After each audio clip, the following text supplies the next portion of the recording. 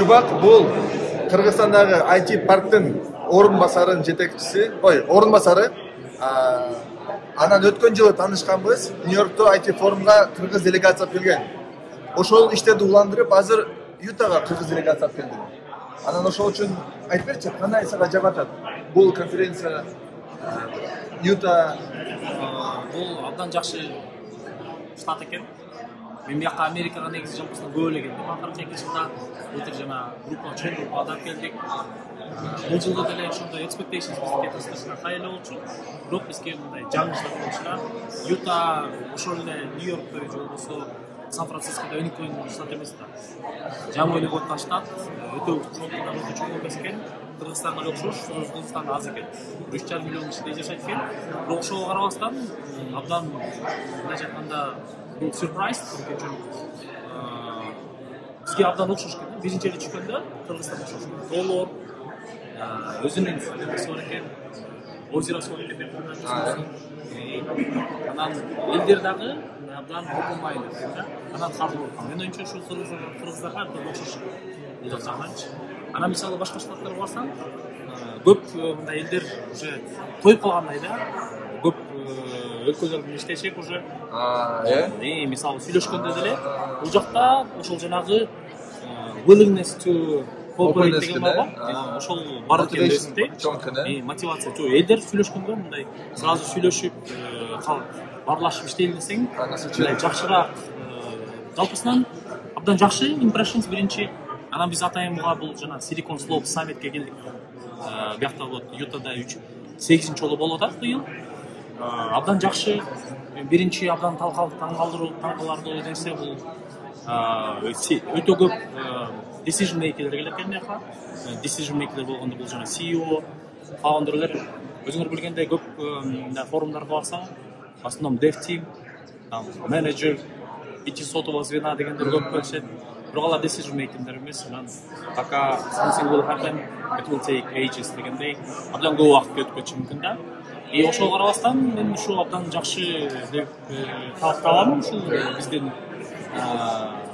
кезигибизде. Ошо чоң биздин элчилигибизге абдан чоң рахмат. Ушул Ютага визитти жардам бергенге. Ошондой эле биздин деген атайын колдоп Вашингтондон келди Сейитбек, Бактыбек бизден Гавайиден келди. Силерге да рахмат. Ушундай бизди колдоп дайыма форумдарыбызга катышып, кайсылыр кыздар келип деп, кайсы технологиялар менен иштешип атат. Биздин мындайча айтканда амбассадорлорубуз болот да. Бул жерде. Мен оюмча бул абдан керектүү. Жалпысынан абдан жакшы impressions. Анан пландарды айтып кетсек, биз буюрса азыр биз мындай биздики десант команда десек болот да. Десант болгондо 13 киши келдик. Кыргызстандан мен ошо аларды алып келдим. Анан бул биздики ушу көрөлү дегенбиз да. Юта штатын өзүндө жана ошондой эле саммитти көрүү. Эмки жылы биздин план бир чоң буст кылалы деген ой бар буюрса. Буст болгондо биз уже көрдүк. Бүгүн быйыл Инчон парк келет мисалы. International Companies US Catch. Инчон баарыңар билесиңер, Түштүк Кореядагы чоң парк. Келтирип бияка. Кече жүрдү, аларды көрдүк. Анан ошондой эле биз план коюп атабыз. Кыргызстандын планы менен ошондой бир буст койгону. Буст атайын ушундай. Хай-тек парк деппи, же мындай Хайр Кыргыз деппи? Хайр Кыргыз тек деппи? Хайр Кыргыз тек деп мисалы.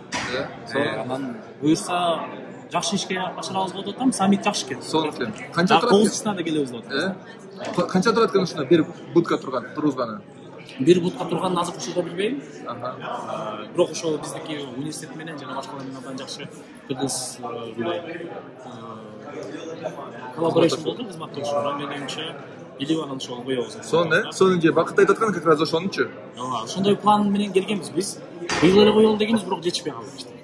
Эгер бирөө алып келсең анда ошо балким силерге стол бермек, Биз деген мындай биздин өзүбүздүн мындай немебиз бар да, фишкабыз. Жөн эле буст эмес, балким боз үй коймокпуз. Биздин Чикагодогу байкелерибиз, эжелерибизден суранып, балким ошол Чикагодон башкачараак ушундай кылып коюп, пландар бар. Балким жанагы эшиктечи бирөө машинасын коюп койду го? Супер машина. Юта эмес. Сен боз үй коюп койсоң болот, эшиктечи. Юта эмес, жалпысынан ошол көп өлкөлөргө пландар коюп атабыз да. Анан башка штаттарга да. Буюрса силерге маалымдап турабыз да, анан келгенде дагы көрөсүңөр.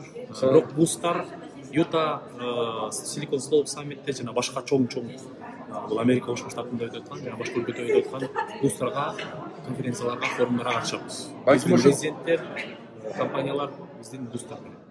Балким ошо Американы багындырыш керек, багындырсак болот. Кичинекей шаарлардан баштап, сразу Нью-Йорктон жанагы аякта уже аябай күчтүү кириптер отурат, уже эң чоңдор отурат, а биз ушундай кичинекей жерден футхолд коюп, ооба жана MSB'лер менен иштеш керек, кичинерээк. Бирок биз дагы бир нерсени түшүндүк. Өзүбүздүн форум жасаганга караганда бир чоң белгилүү форумдун ичинде буст ачкан туурараак болобу дейбиз. Бул дагы proof of concept, мында текшериш керек бул идеяны. Анткени үчүн өзүм форум жасаганда эми таанымал эмесмин. Бул жерде келиш, маркетинг кылыш өтө татаал. Бир чоң мисалы Silicon Slope саммитте бүт дүйнө жүзү дебейин, бирок Америка Кошмо Штатында көбү билет. Ошол эле Сан-Францискодон көп компания.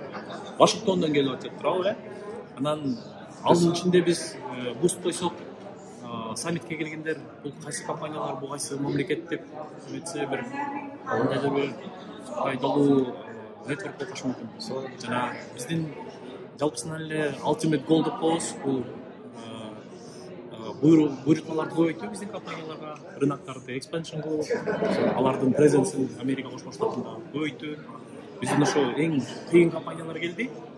Ошол эле автоматизация боюнча геймдев индустрияны, анимация тармагынан жана диспетч тармагынан бардык. Азыр келгениңизге 3 күн болду, бирок бир success story'лер барбы? Success story'лер мындай бир уже жакшы айтышкан, бирок бир кызыктуу бир жолугушуулар болду. Как будто аябай promising. Жакшы сөз экен, абдан promising деген, бирок ооба, түшүндүм оюңарды. Бул деген неме да? Биринчи күнү ошо breakfast болду. Breakfast бул деген завтрак с предпринимателями, в преддверии с саммит. Ошол менен абдан жигердүү болду. Ошол завтракта биз жакшы компаниялар менен таанышып, нетворк болду. Анан ошол таанышуунун аркылуу бир жакшы контакт таптык десем, биздин компаниялардагы чоң контакттар бар экен дейт. Анан дагы бир жакшы айтуучу нерсеси бул жана спикерлер өтө белгилүү, өтө кыйын, өтө тажрыйбалуу спикерлер келип туруп, Silicon Slope саммитке көп жакты. Мисалы эле эң кыйынын айтыш керек да. Бул жерде Тони Робинс деген биздин байкебиз бар экен бияқта. Абдан чоң бияқтағы Global Enterprise үйрөткөн адам экен. Ошонун 3 сааттык сессиясында абдан мындай кызык болуп отурдук. Бул ошондой көп эмелер да, примерлер. Жалпысынан бүгүн дагы абдан кызыктуу тегерек сөйлөттү. Биздин элчибиз менен жана университеттин администрациясы менен жана бияктагы Ютадагы Кыргызстан менен катышам эме кооперация түзөм деген компаниялар менен кезиктик да бүгүн. Менин оюмча бул тех индустрияда кичине мындай успех же контракт деп айтышоо убакыт керек.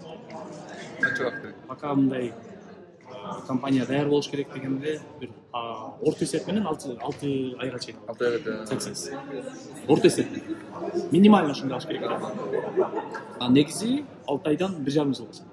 Эми ал компаниянын жана өзүнүн рекламасына жараша за какой период, условно говоря, поездка, которую мы совершили, оправдается дегендейчи. Ошондой буюрса абдан жакшы.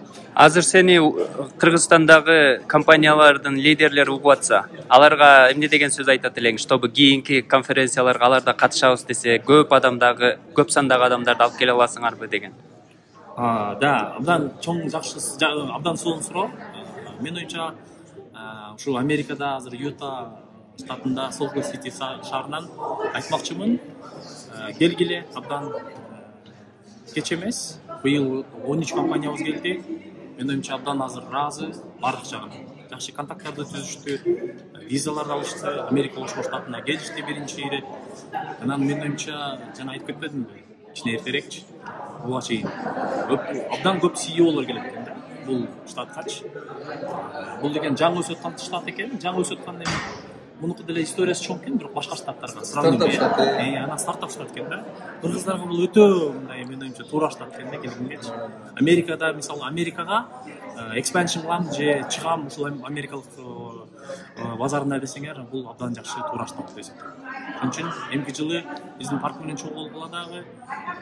Анан эгерде биз Ютага же болбосо башка штаттарга келип калсак, биз менен чогуу келгиле демекчи.